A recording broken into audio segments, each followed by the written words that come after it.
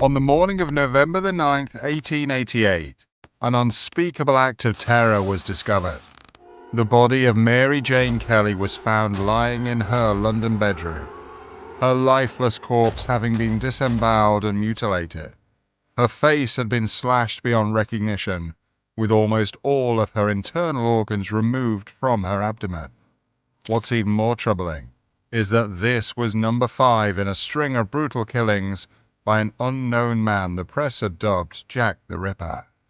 Welcome back to Curiosity, and today we'll be talking about the mysterious case of Jack the Ripper. Who was he? Why was he never caught? Were there more victims? We are talking about all of this and more, so stay tuned.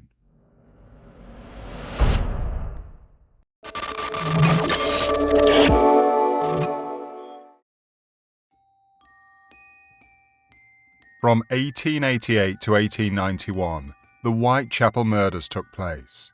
These were a series of brutal slayings that happened in the Whitechapel neighbourhood, located in the East End of London, England.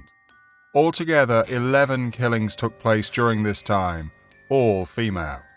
The scariest part of these killings is the fact that each of the culprits remained unknown to this day. This includes the killer of the canonical 5. The canonical 5 refer to a group of 5 women who were murdered by the infamous Jack the Ripper. They are viewed as distinct from the rest of the murders as their bodies were left in a very peculiar way. Each one of the victims were confirmed to be prostitutes, all found with their throats cut and their faces mutilated. But that's not all. 3 of the victims had their internal organs removed from their abdomens. The disembowelment was done in such a particular manner that the killer is believed to have had some type of medical background. It was a terrifying time to be living as a woman in a poor environment. Before we go any further, it's important to understand what was happening in England at the time.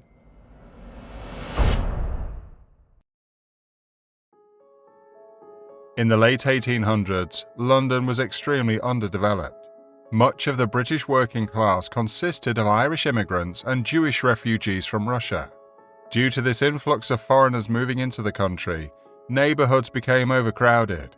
Crime, disease, and poverty were rampant.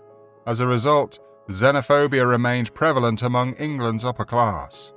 One of the central areas for poorer immigrants was Whitechapel, a small district in London's East End.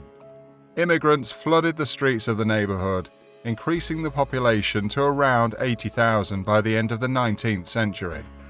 Since there were so few resources, buildings became overcrowded and disease-ridden. While many of the men took up factory and maintenance work to make ends meet, most of the women had to resort to prostitution. Residents who were unable to find work resorted to violent crime. This only worsened the area's reputation, with Whitechapel soon being considered the most notorious neighbourhood in the city. The area surrounding Flower and Dean Street was viewed throughout London as the most dangerous part of Whitechapel. People were being robbed and sexually assaulted left, right and centre. On the occasion someone was killed, it was viewed as common slum behaviour, no different from petty crime. Police would only conduct limited investigations, if anything at all. If they had no leads within a few hours, they'd often call it quits. This made the East End a serial killer's paradise. If they wanted to prey on people with little threat from police, Whitechapel could serve as a haven. This is where the murders began.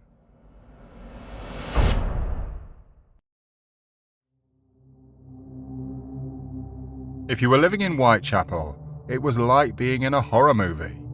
Between April 3, 1888 and February 13, 1891, 11 women were found murdered throughout the neighbourhood.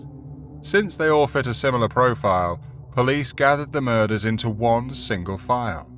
At the time, most of these women were believed to have been prostitutes. Since many of these killings happened in a short span of time, and all were within Whitechapel, police figured they had to have been connected.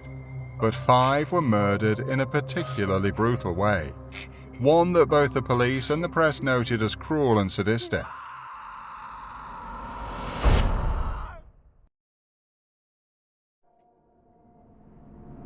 These became known as the canonical 5. This is the name given to a group of women whose bodies were left in a similar condition. All 5 murders were committed in 1888. Their names were Mary Ann Nichols, found dead on August 31st, Annie Chapman, found September 8th, Elizabeth Stride, found September 30th, Catherine Edwards, also found September 30th, and Mary Jane Kelly, found November the 9th. In each instance, the victim's throat was cut and their body mutilated. The abdomen was cut open with the internal organs removed. This gave both police and press the idea that the killer was in the medical field, as only people of a certain education could find their way around the anatomy that well. At one point, a piece of human kidney was even mailed to the police. A surgeon would later go on to confirm that these murders were definitely committed by the same single perpetrator, but doubted he had any medical knowledge. While the women were all reported to be involved in sex work, Kelly was the only member of the canonical 5 who was confirmed to be a prostitute. Either way, the murders made the public go crazy, as the police just couldn't find a way to capture him. Remember, this was the 1880s. We didn't exactly have CSI technology in this day and age. With body after body turning up, citizens grew frustrated and decided to take matters into their own hands.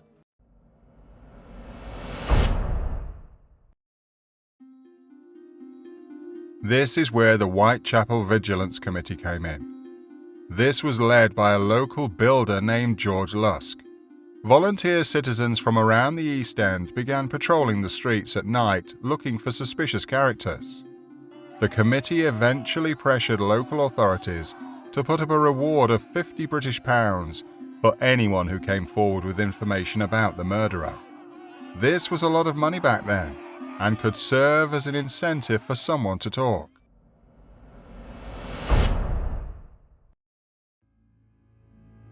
During this time, hundreds of letters were received.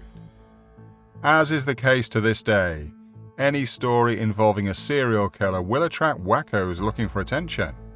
Both the police and local newspapers received countless messages from people claiming to be the murderer.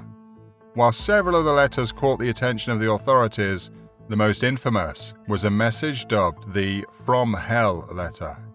This was sent in on September 27, 1888, and received by George Lusk. While the letter was initially thought to be another hoax, Catherine Edwards' murder changed people's mind.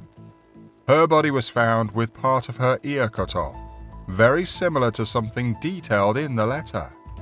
The From Hell letter is perhaps most famous for being the origins of the name Jack the Ripper, which began to appear in newspapers all over the world. Other names such as Saucy Jackie, Jack Sheridan the Ripper, and George of the High Rip Gang would appear in later letters.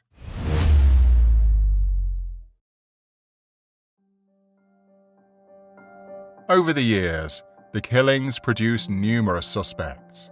Since he was never caught, and everyone linked to the murders and investigation are now dead, the identity of Jack the Ripper remains unknown. But various books, articles, documentaries, and movies have kept the case alive, with countless names emerging as possibilities. In fact, the public's interest in uncovering the killer's identity has led to a phenomenon known as Ripperology. At the time, London's Metropolitan Police investigated several men, many of whom were immigrants. Due to British xenophobia regarding foreigners at the time, the killer was believed by many to be Irish or Jewish. Since the killings took place in a working-class area, mostly on weekends and holidays, Jack the Ripper was first thought to be a working man living in Whitechapel. While the theory that he was a doctor or surgeon was eventually debunked, many held on to the belief that the Ripper was indeed an upper-class medical professional. People of Victorian England were often skeptical of modern science and medicine, so the idea that this murderer was a member of these institutions made sense in their eyes. Other men that have been considered include American serial killer H.H. Holmes, and even Alice in Wonderland author Lewis Carroll. Some have even floated around an idea that Jack the Ripper was actually a woman, labeling the suspect Jill the Ripper. But the most interesting, yet terrifying theory hasn't even been mentioned.